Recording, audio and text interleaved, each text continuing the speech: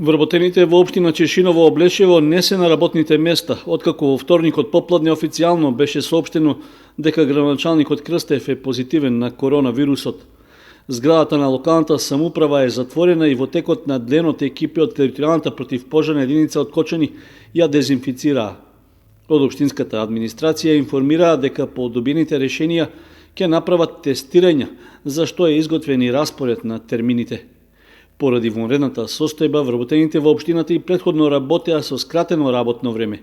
Сите активности беа сведени на минимум, односно се извршуваа само неодложните законски и итните постапки.